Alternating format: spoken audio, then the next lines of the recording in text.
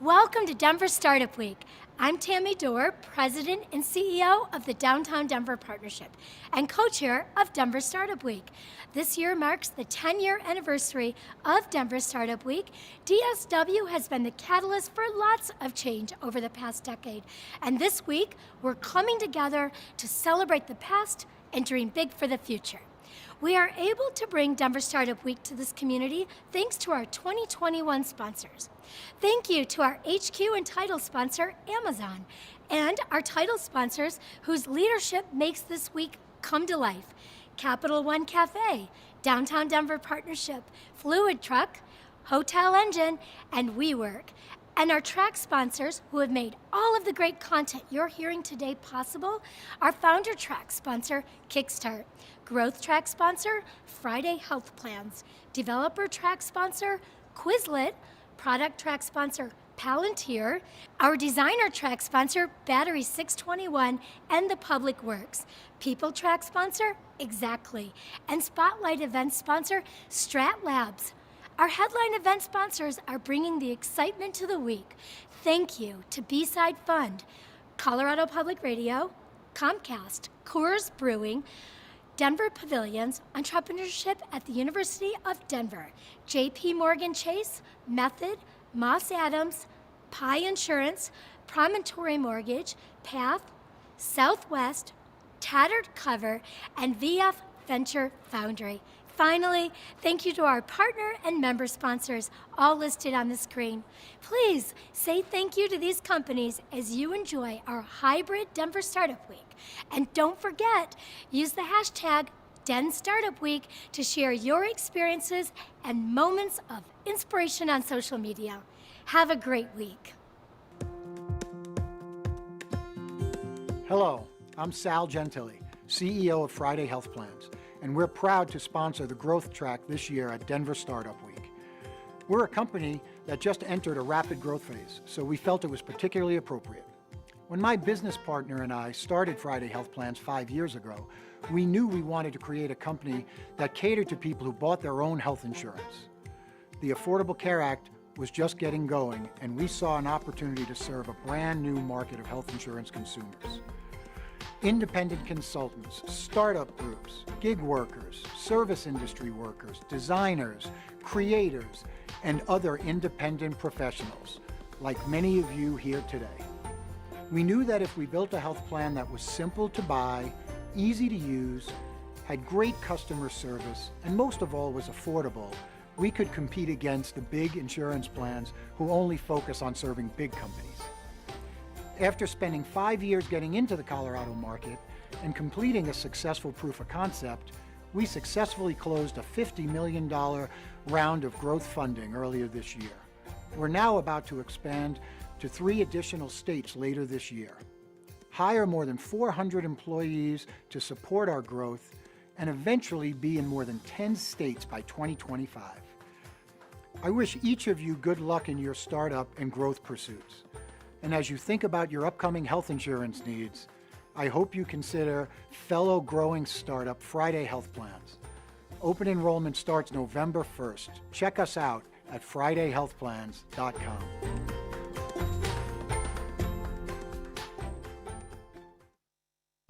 Hello everyone, welcome to Denver Startup Week. I'm Jake Cohen, the Growth Track Chair and member of the Denver Startup Week Organizing Committee. Thank you for joining us for the 10th anniversary of Denver Startup Week.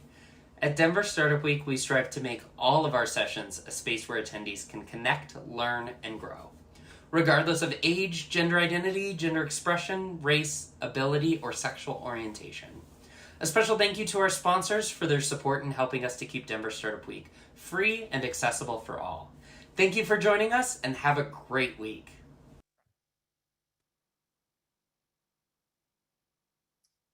All right, it looks like I can kick it off. So I hope you can see my screen. I'm Natalie Levy, really excited to have you here today. Feel free, by the way, to chime in on the chat, ask upvote questions at any point. And I also would love to learn a little bit about who's in the room. So I'm going to launch a quick poll for you all, and I would love it if you participated. Let me know who you are, what you're looking for today. your background. So I just launched that. You should be able to see it. And we'll leave that open for maybe just under a minute. Are you seeing that poll? Great. I see answers coming in. I led a session last year on negotiation is everything. And I think today's will be a really fun session where we will cover some negotiation strategy and tips. But we're also going to talk about the sales machine, which I'm really excited about. Just mentioning as we kick off this poll and wait for some more responses to come in. All right, I'm going to stop that and I'm going to share the results. It looks like we have a good number of founders, individuals newer to sales, proficient sellers. I love that. Some of you are using tech but want to scale further. And a lot of you are in B2B businesses, business to business selling. And I love that. Why do you love sales? Relationships and people. What great answers. Okay. So let's get into the content that's prepared today. Again, I want to make sure that we're getting your questions answered. I know that, we're not there in person with you. I'm wearing really comfortable and fun slippers, dress up on the top, wear whatever you want kind of on the bottom within reason. So thanks for, welcoming me into your home or wherever you're taking this session today. So let's dive in and I'll share a little bit on me. I'm Natalie Levy, an engineer, mathematician turned impact investor and entrepreneur. I've spent about 15 years in various enterprise sales leadership and strategy roles. What I'm sharing with you today is really field experience, things that I've learned and that have worked for me across numerous deal closings and roles spanning high velocity sales to those million up enterprise deals. I've been a first sales hire for businesses, launching new products, and I've also been a top producer for divisions and businesses that are scaling operations.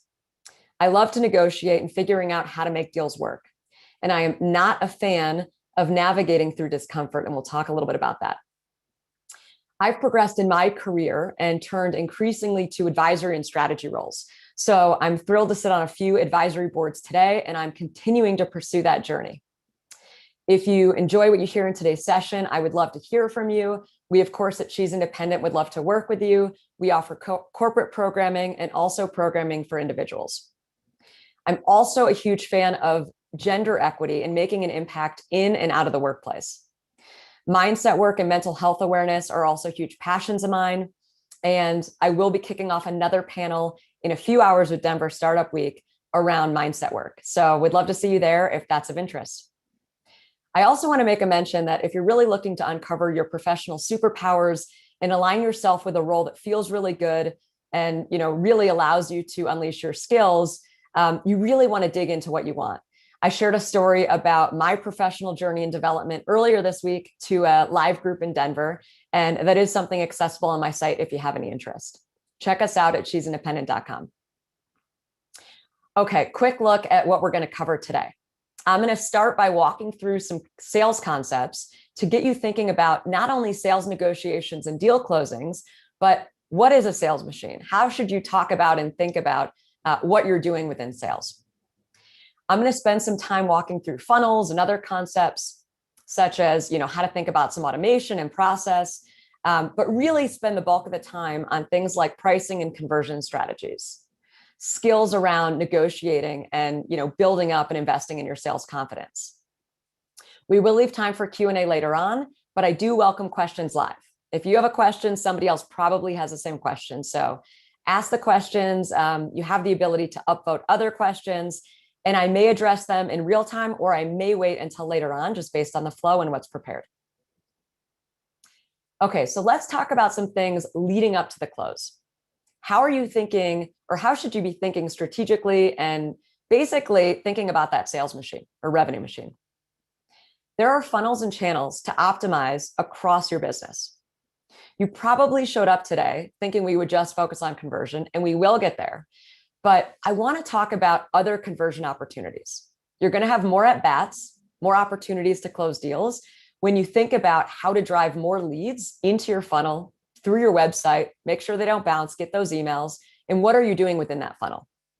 Whether you're an inbound business driving paid or organic marketing efforts, Or if you're cold outbounding, you're going to have many different funnels to think about. Think about testing different landing pages and CTAs, calls to action. Look at and try things and see what works best.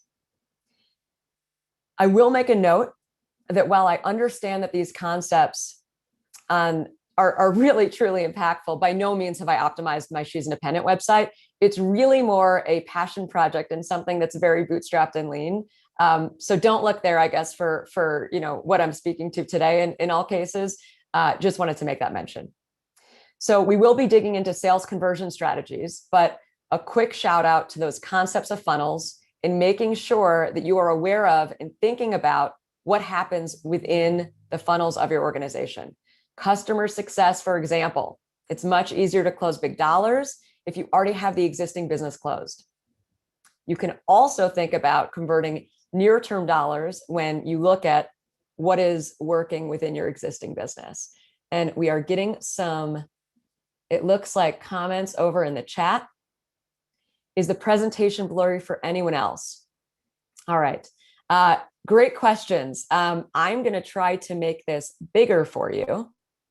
So bear with 1 second, and thank you for speaking up. Is it a little bit better now? Please let me know. Still blurry, pixelated. Okay, just so you know, what you're seeing in the chat in this image, it is a picture, it is an image, it is not something where I'm expecting you to read all the words.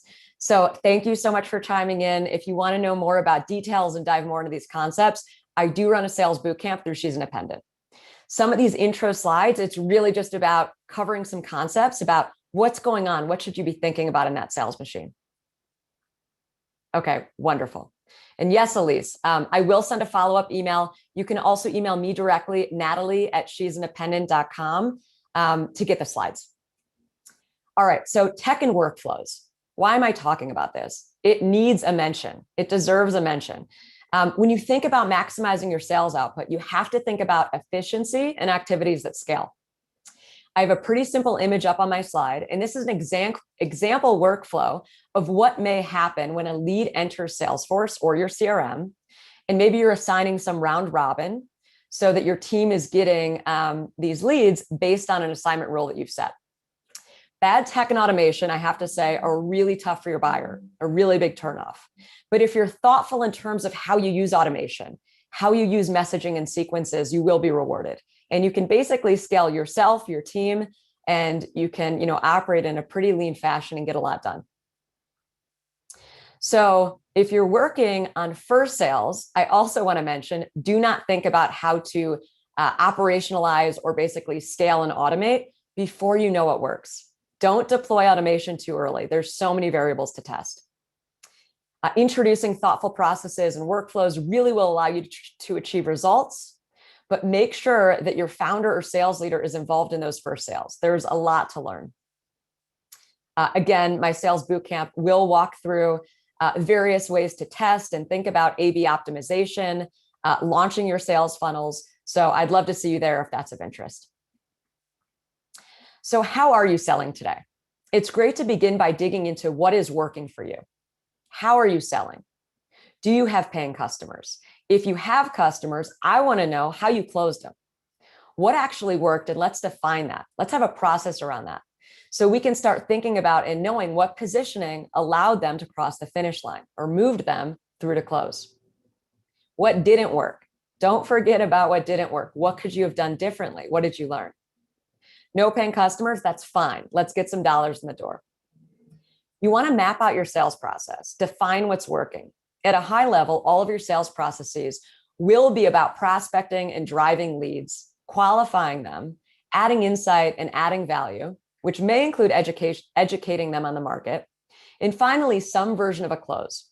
It may include one or multiple demos. It may include a free trial or another mechanism, and we'll get into that. I'm not going to go into the various sales frameworks that the market already knows and adopts on some level, but I do want to mention BANT briefly because having a common language for your team is really important.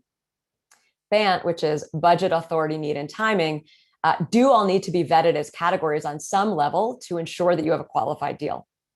You want to define these and understand within your business what is needed to close that deal. Incorporating tech and activities that can scale your sales machine on top of having this sound methodology really will make the difference. I've enjoyed sales strategy books over the years, but the basics really are about digging into what works for your business and then learning and optimizing around that.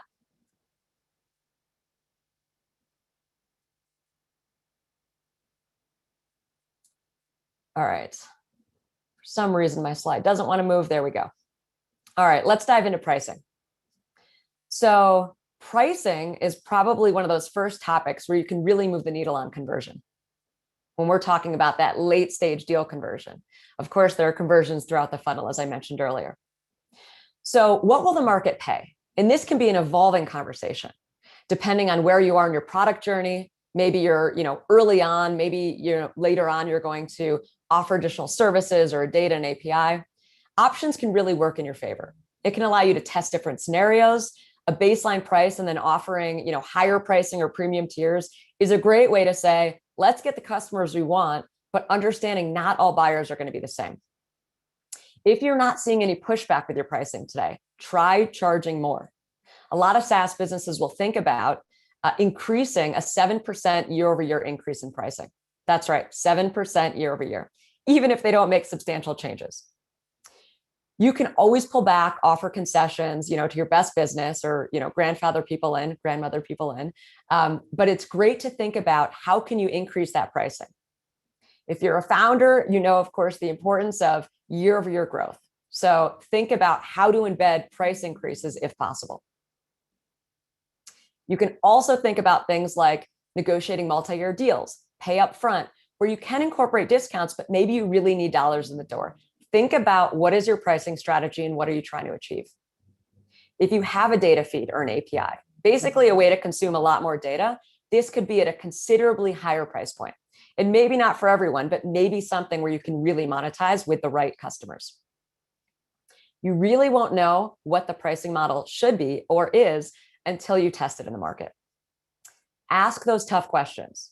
Understand the prospect's budget, how you can work with them, if you want to work with them, what are the budgetary cycles?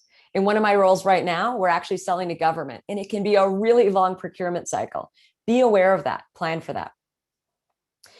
So maybe you can work with, customers on things like free periods. There are flexible things that you can do to move them across the finish line and get a deal closed, but you won't know it until you dig in. Dollars in committed deals are much better than deals that stand still. Momentum. Try to get some dollars in the door. It's much easier to upsell later than to try to close them later. If you have their interest now, try to close them. Don't forget to show them love. A quick note on SaaS. I know recurring revenue is huge, right? If you have a high retention business, if you can grow revenue, you're thinking about that valuation and what you can do on year-over-year growth. Some businesses are fine with SaaS or software as a service and recurring revenue business models. Other businesses are not okay paying for that. So ask yourself, should your product be recurring revenue? Do you have value that happens over time and consistently, or is it really kind of this value point solution that's used once a year? Make sure you're not trying to jam something in there and get recurring revenue if that's not your business model, if that doesn't align with your value. All right, so let's move on to conversion strategies.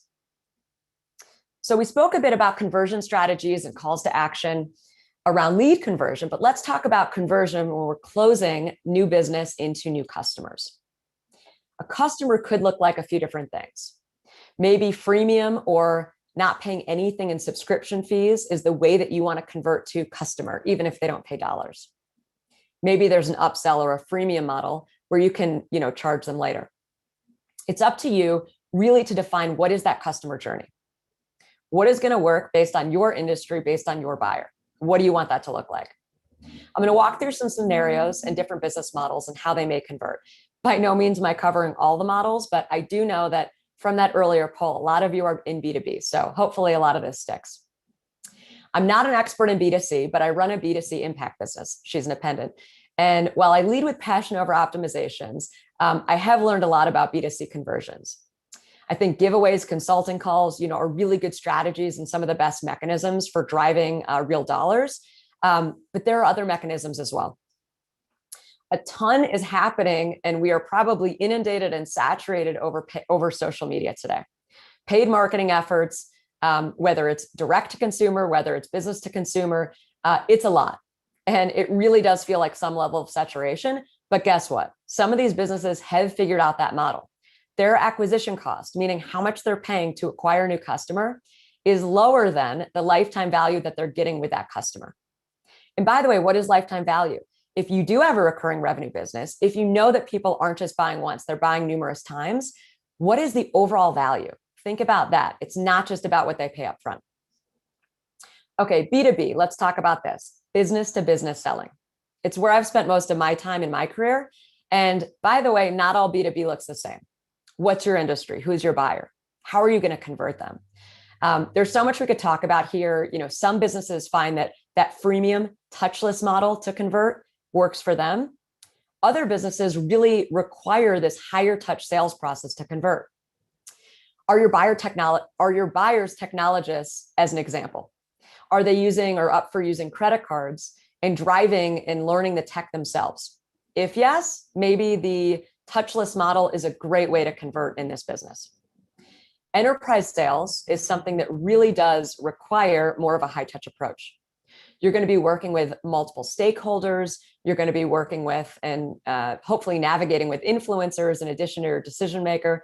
And there's no getting around a higher touch process, but you can still use automation. You can still be intelligent and intentional with driving efficiency, whether it's in your cold outreach, nurture efforts, or driving that conversion into a trial.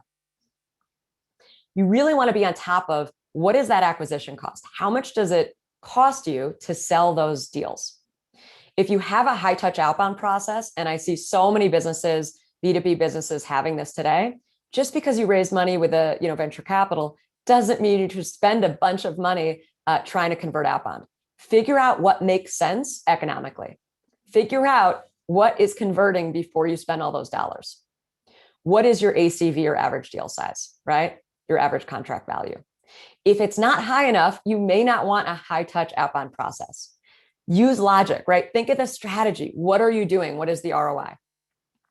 A lot of B2B organizations have also, tried some form of or are thinking about ABM or account-based marketing.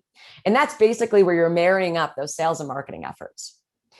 Your marketing team can have a discrete universe where they're really targeting and teaching and showing up so that when your sales team targets this, again, discrete universe of prospects that you've identified, they already know a little bit about you. They already have seen that logo. They already have some brand recognition. Think about things like customization and segmentation. What scales? Where do you want to spend your time? Again, concepts I dig into in our sales bootcamp. So the image I have on this screen, and again, it may be a little bit small for you, but it's a screen grab from Outreach. They're a pretty solid industry standard in terms of sales automation, meaning setting up those emails where you can set them up in an automated fashion. They've been around for a while. They're a household name. So guess what? They do not offer you a free period. They offer you a demo, but then they require you to pay to get access to the software. And that's their process. You don't always need that free trial. One other thing that I did not mention here on the slide, which I wanted to make a mention to, especially for you B2B sales individuals, is different channels, indirect, partner, reseller channels. Your sales, stack, your process, it could look really different based on what business you are. There are so many channels or so many ways for you to originate and also to close leads. Some channels, such as resellers, they may actually originate the lead and bring it to deal close for some fee. In B2C, by the way, as an example, that I think there are 19 different channels that I could count, from different paid or organic ways to show up, speaking engagements, like Denver Startup Week. So many opportunities. When you're talking about selling into other countries or markets, I was selling into South Africa recently. You have to go through actually an independent provider. They're not just going to buy from me as a vendor. You have to go through somebody locally on the ground. So being aware of who is your market, who are you trying to sell into? The UK government, I have to use a framework agreement provider. Understanding who is your buyer, how are you going to get in there? These can be great ways for further visibility. Other channels can be websites that get a lot of traffic, like software review sites, Capterra as an example, Product Hunt. Lots of ways to think about getting visibility. And then finally, referral networks can really be great.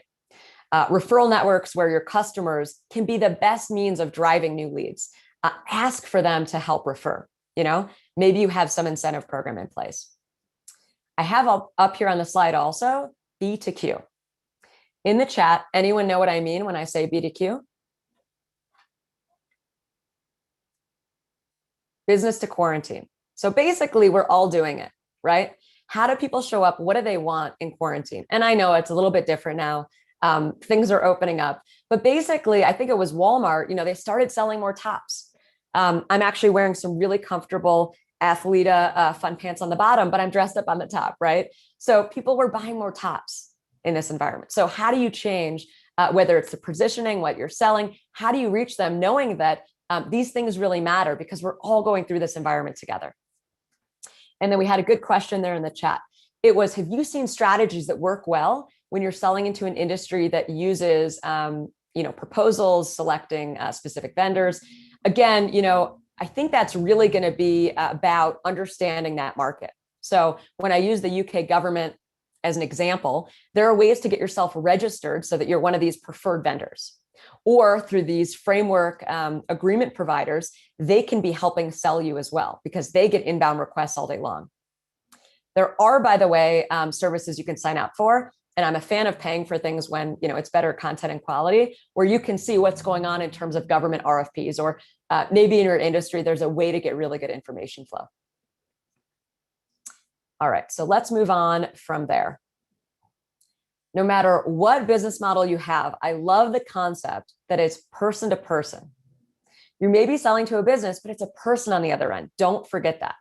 So let's move away from process and sales stack, and let's talk about being a closer. All the categories I touched on, there is a person who's ultimately buying. So what makes a great salesperson? Will they want to work with you? Can you close deals? Please chime in, by the way, through the chat if you have thoughts on what makes a great salesperson.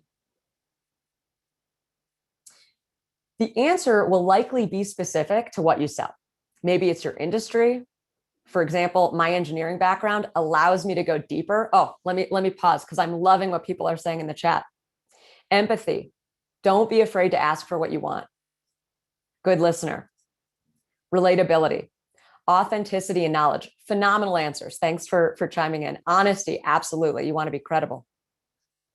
So in terms of what goes into this, you may not be a data nerd like me, and that's okay, right? But maybe a complex data sale isn't for you.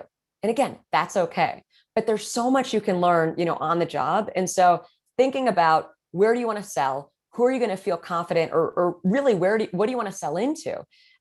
Really important things to think about. Do the research. Understand enough about the product and service so that you're knowledgeable and you can add value in that dialogue. It's also really important to know, what don't you know? When do you need to rely on others within your organization? Take notes, be detail oriented. You want to be able to follow up if you couldn't get, that answered on the spot. I like what I see in the chat. Understand their challenges. Don't push product, solve problems. That's a phenomenal thing to add. Absolutely. Your buyer is really going to appreciate working with a knowledgeable salesperson. They're going to appreciate working with somebody who knows how to work with them and lead them through that buying process. If you're credible and come across as someone who cares, and you express interest in learning more about them and their challenges, it really will impact the deal. They're going to reward you. They're going to give you valuable answers. They're going to give you sometimes more information than you ever thought they would give you. When you ask tough questions for visibility into buying cycles and budgets, if you do it in a professional way, they're going to answer you with detail. It's, almost, still impresses me to this day how much information I can get about budgetary cycles. Whereas when I was more junior in my sales career, I didn't have the confidence to ask the questions, so I didn't get the answers. But when you show up and when you ask, you will be rewarded with information. Interpersonal skills also come into play. I've seen intelligent people fail time and time again because they come across as arrogant and they're not listening. They're just pushing that product, right? That happened to me once in a prior sales role. And I was lucky enough to hear, I guess, somehow firsthand, even though they hadn't realized they were giving me feedback on myself, that I'd come across as arrogant and not listening. And that was such crucial feedback to hear. Granted, in that sales role, I closed the majority of the first million in business, where the business hadn't sold anything before me. And it wasn't fun feedback, but it allowed me to grow and learn through it, and then better position how I was selling from there. So what is active listening? We might have, heard the term, but are we really doing it? You're not just hearing the words, but you're actually listening to them. You're drawing insights. You're digging in, and you are changing, kind of your behavior and your questions based on what you're hearing. You really want to hear what are their needs and frustrations. The best salespeople, they hear what's not being said. What does that mean, right? You're reading between the lines. They may not actually say something, but you can dig in because you know that, oh, there was something there, right? Maybe they didn't use the exact words, but something that's critical based on the way they positioned. That may also be a little bit more applicable when we're talking about enterprise selling, but I challenge you, think about really actively and deeply listening. Follow up. It is huge. It is critical. Make sure you dig into and understand, how are you going to task manage? How are you going to follow up and make sure that you're getting things answered that need to be answered? Maybe you're starring emails in your inbox. Maybe you have placeholders, in Salesforce, whatever it is, make sure that you are following up and do it timely. You can leverage some automation here. You can use things like, a future email send, but make sure you are following up. You can read body language. Jay, I like that one. We're going to talk a little bit about that later on. Some of the best career advice I was ever given, right? It's not what are you best at? It's what have people told you you're best at? Those are your superpowers, right? Were you actively listening when you got the feedback? Spend time with that one. Are you a natural seller? Not everyone is, right? How do you interact with other people? Can you network and ask questions with comfort and ease? How uncomfortable are you with uncomfortable, or I guess, how comfortable can you be with uncomfortable conversations is really what I'm trying to say. I've worked with salespeople that are in sales seats, but they should be account managers or in product, right? They don't want to ask for the business, and that's okay. Find the right fit for your people or for yourself. Okay, the customer journey. We're just going to talk about this one a little bit. All leads are not equal. I'm not going to go into too much detail, but want to make a quick mention. If a prospect raises their hand, enters your funnel, and wants to go to trial, that's very different than you cold outbounding a prospect or a lead. So what do I mean by that? Don't be too sales or marketing driven, but make sure you're meeting them where they are. If you need to educate them and you need to show them value, or you need to prove out value, don't try to close them too soon. You can learn enough about your sales process. So maybe you want to try it in early close to see if it works, but make sure you're meeting them where they are. I'm working with an Israeli company right now. And as an example, our US pipeline, it is being built and it is being closed very differently than it happened abroad. The US market just requires more detail. They require technical documentation, and that's okay, but that's a learning process. We can't just do what happened in the other markets. That's not how we're going to win in the States. Another note on being a great seller, be detail oriented and follow up. So I was thinking about using this image. I found it on a website and I really liked it. But then I dug in and I said, well, shoot, this is copy, righted. I didn't get it from Unsplash. What do? I'm not going to use it. And then I actually emailed the company on Wednesday, asked for permission. They gave me permission to use the image. And here it is. Doing that extra little bit of work if you want to do something. Sometimes you ask for permission later, but what are the implications, right? In this case, I dug in, got permission, was thrilled about it. So what do I mean by asking for the business, right? Deals typically don't close themselves. And I'm continually surprised by how many salespeople forget that they need to actually ask for the close. So you almost always have to ask for the close unless you already have a really good touchless, automated conversion strategy set up for some freemium or free trial. To optimize your conversions, you're really going to need to understand what pipeline is real. Stay close to those deals, drive them through close. Ask them if you can invoice. Don't just, presume that they're going to say, hey, here's a PO at the end of a trial. Stay present, check in, nurture. Momentum wins and kills deals. Your buyers really do appreciate vendors or working with a salesperson who can manage them through the buying process. Own that sales cycle and guide them through their evaluation and buying stages. It really is something that helps convert. Also think about using open-ended questions when you're driving for more information. For example, what else can I do to help you drive this decision internally? I'm getting more information. It's not just a yes or no. All right, probably my favorite topic is learning through no, right? Getting to pushback and then growing through that. Old school sales said no was bad. It's not bad. You know what's bad? Not getting a response. So I do want to pause here. My journey was one that includes a lot of grit and hard work. By the way, grit is the best attribute that's indicative of somebody who's going to be a great salesperson. But I worked really hard to get past no. I got into roles where I was told, women should be in sales roles. And then I landed the derivatives trading seat because I asked for it. Girls weren't bused to high school from middle school for math class. My mom helped me advocate, but I got on that bus. So I'm thankful to see these trends where we're seeing a little bit more in terms of, inclusion and gender equity, but it really is something where we sometimes have to ask for it. And you just have to work harder to get there. There's so much you can learn when you push through no and when you experience pushback. You're going to be that much better because of the experience, if you can get there. Thanks for bearing with me through that brief diatribe. But if you're not hearing no, I want you to be asking for more. I want you basically to experience pushback. I want to make sure that you understand you're not asking for too little. When you get pushback, when you get no, is it really about price or is it something else? You won't know unless you dig in. Ask. And remember, people aren't usually buying because of price or features. It's really because of the way you make them feel. If you haven't seen Simon Sinek's What's Your Why, definitely tune into that.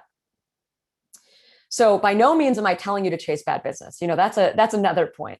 But get to know and then learn from it. Should you disqualify it? Disqualification is a really important part of the process. When your sales team meets, don't just celebrate those wins. Share what didn't work. Talk through the learnings. Is it truly a no-go, or is there something that you can do to win the deal if you want to win the deal, right? All right, let's talk about closing levers. There are so many things that we could talk about here, so I'm just going to kind of briefly run through some of them. But just thinking about what can you do to move the needle on the deal. It's good to be aware of these and to brainstorm with your team or sales leader situationally, so that you can see what deals you can drive to close. I've listed out a few here on this slide, including proposal and timeline expiries to drive momentum, a POC or 30-day out if you need. Of course, you don't want to offer that if you don't need to. Making sure that you're really chasing trials to convert them, and just leveraging other expiring offers. It's great to build that sense of urgency. Do you understand their timeline? Can you use that to drive momentum for the deal? All right, love this slide. Negotiation tips and tricks. It's a huge part of driving a deal and tipping the scales in your favor. You can't always win the deal, right? But through skill development, you can uncover all that information that you need to be in the best position possible to drive the deal forward and on your terms. The awkward pause is, a really fun one, and it's something where you can leverage it to get more information from whoever you're speaking to. Ask for something, propose something, and then wait. Count to 5 in your head. An example for, a salary negotiation might be, based on the value I outlined, I'm really going to need 150K base in order to move forward. You're going to get information because that awkward silence is something where the other person is going to want to fill the void. You're going to get information. Don't give something away without getting something in return. That's another rule for negotiating. I'm buying a home right now. My landlord said, hey, can you, let an appraiser in for my refi? And I said, yes, please get back to the lender with the information they requested from you. So make sure you're not just giving things away. And that is a true story, by the way. Mirroring and formalities really matter for rapport and building relationships. When I work with customers overseas and in Asia, I'm just leaning formal. Granted, if they get a little less formal, then I mirror them, right? I use whatever prompts they're using in their emails. That's a great way to relationship build. Options, another great way to make your buyer feel like they're in control, even though you're still steering and you're still offering what you want to offer. I highly recommend that you focus and that you invest in these types of skills. Again, I'm happy to chat and explore this if you want to, individually or for your corporate entity. You can reach out to me again at Natalie@she'sindependent.com if you want to explore this. Okay, so somebody earlier had mentioned poise, and there's so much that goes into sales confidence. I lead this slide with executive presence. How do you show up, right? What is executive presence? And by the way, sales confidence is built over time. It's built trying things and, hearing no and being in uncomfortable situations. And that's okay, right? It happens over time. It also happens through preparation and repetition and skill development, but all things that you want to keep in mind. So executive presence is something that even translates over Zoom. You see my energy. Sometimes I might use my hands, right? I'm not sitting here slouched, but I'm actually, excited to be here. I'm engaged. I may be looking, or trying to look at the camera to really engage you. Eye contact, right? Your voice, the tone of voice. All of these things contribute to executive presence. We were blown away when Amanda Gorman read the inauguration poem she prepared. It was her delivery, poise, passionate content, but look at how she held herself. A lot of sales roles will require you to interface with more senior roles than maybe you have, as an individual, and that's okay. You have to build up that confidence in order to convince C-suite executives to buy from you. You're going to have to speak to them and, basically show up in a very professional manner. Practice makes perfect. It's okay to be nervous. Block time 10, 20 minutes ahead of, customer or prospect calls if you need to. Make sure you give yourself the time to prepare. A final reminder, where's your focus, right? That's going to impact your deals. That's going to impact what you can ultimately achieve. Not all deals are the same. Your bigger deals, they should get that much more love. Make sure, that you're not thinking or you're not forgetting about those deals that are ready to convert. Challenge your team or, as a salesperson yourself, make sure you're spending time to ask for the business on those deals. Don't forget about all the pipeline, but make sure you're driving the deals that need your attention. What can be unstuck? Are you holding, the team or yourself accountable? Have intelligent, strategic weekly meetings. There's so much to learn. There's so much, that you can really up level in terms of how you operate. All right. Quickly, I have up skill building exercises. So I'm going to challenge you all. Get to know, even if it's in your personal life, get to know, feel the pushback, and learn from it, right? Don't just shut down. Identify something that you can do today to better drive conversions, whether it's within your sales funnel as a business, whether it's your own personal sales funnel that you're looking at. Set up a test, get the data, right? And then decide, great, this is the way I want to go. And of course, check out our sales bootcamp. I'm going to drop for you in the chat. We have a 50% off for our sales bootcamp experience through next Friday. If you want to use the promo code DSW21, the urgency. Yes, and next Friday, right? It's not ongoing. You actually have to do it by next Friday. But as I said, feel free to reach out if you have any questions or feedback. I'd love to hear from you. So that's what I had prepared today. I hope that it was informational. I hope that you're excited about, closing your next deals. And I know we've gotten questions live in the chat, but, continue to ask them if you want. I'm happy to stay on. I know we have a little bit more time together. And also I'll say, if you're feeling a little overwhelmed, anxious, I hope you'll sit in for the 11 o'clock Mindset is Everything panel that I'm going to be moderating as well. Thanks so much for weighing in on the chat. I don't see any questions, by the way, from the Q&A, but I do see them coming through the chat. Thanks so much.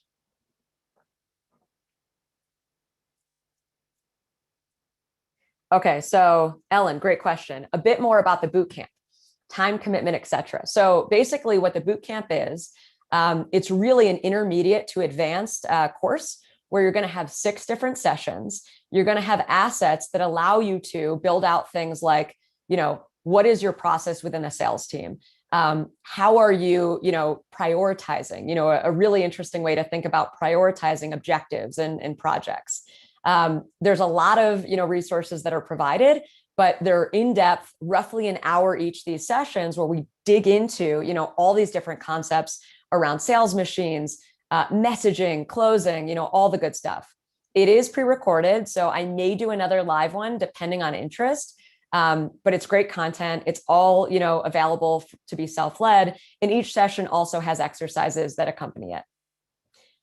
So yeah, in terms of time commitment, whatever you really put into it, right? In terms of recorded content, we're probably talking 7 hours.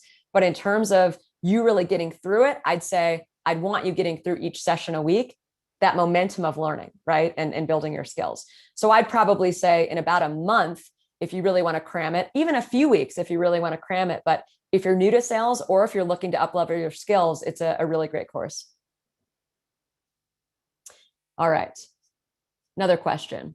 What is the biggest no sales approach for consulting services that you've seen for newbie sales reps? I just, and I don't know if this is answering your question, but I don't like how everybody, in the B2C realm tries to sell the same way. It's like they're pushing content, they're doing all these things, and it just doesn't really feel genuine. I do love when people, are authentic and show up and actually, give away a little bit of value and say, great, if you need a consulting call for 30 minutes, we can convert there. But I don't know. I think there's a lot of people that are just kind of replicating content from, some MLM or some other leader that they've paid for. So I'm not a fan of that, I'll say. Okay, Jeff, we're trying to start an outbound sales effort for our B2B SaaS product. We do inbound now. What outbound lead gen tools, solutions have worked for you that you would recommend? Great question, Jeff. I'd say the sales bootcamp, I think, would be phenomenal for you.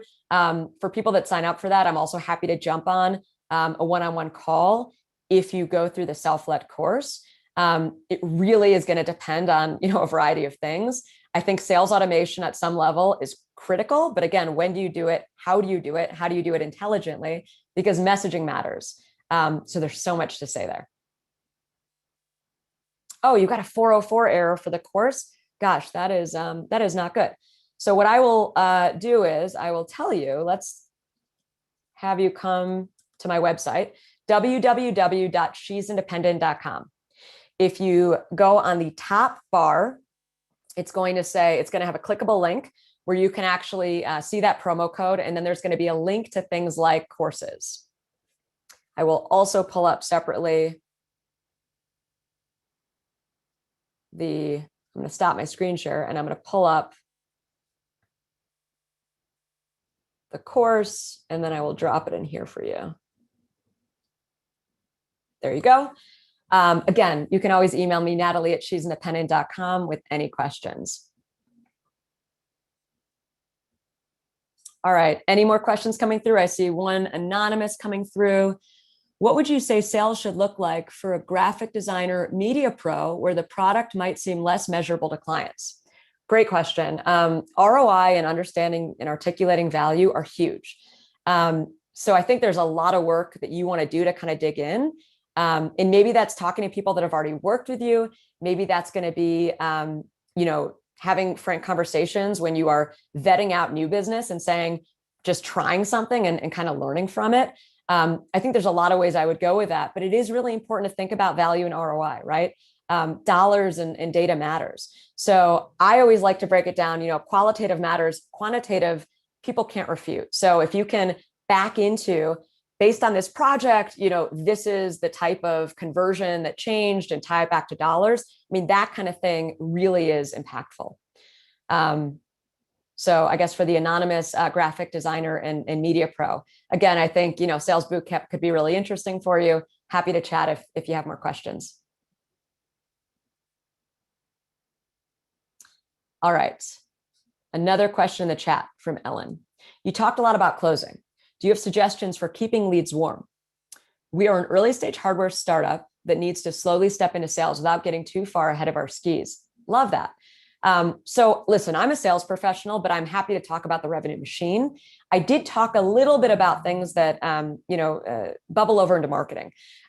Your sales machine, your marketing machine, you really want them working hand in hand. But the way I think about it is if you have people that have opted into your emails, right?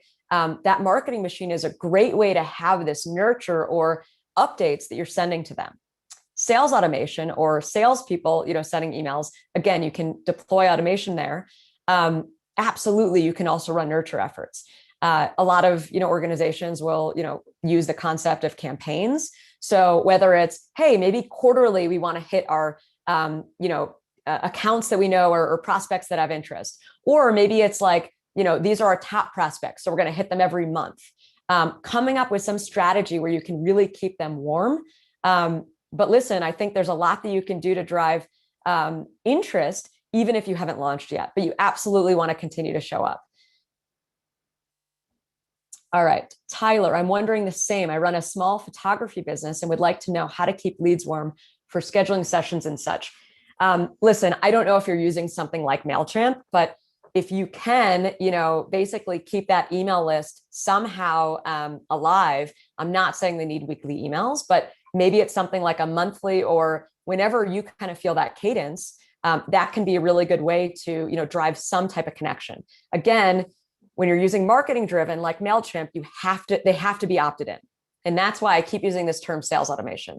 I go into it in detail in the sales bootcamp, but there are tools that you can use to allow you to keep these kind of cold leads warm if you're trying to outbound them and they haven't yet opted in to enter your funnel. I hope that answers your question. Great questions. Love the engagement. So again, I'm Natalie. It's been a pleasure. I'm so glad you all joined today. And I hope that you're learning a lot, through Denver Startup Week. I love the interest and, the breadth of participation and questions that we're seeing. And I'd love to hear from you out of today. So be on the lookout. I will get an email out to everyone who's registered with a little bit more information. And I hope to hear from you from here. Thanks again. Thanks, Jay. Important to show up with energy. It's part of selling. Bye.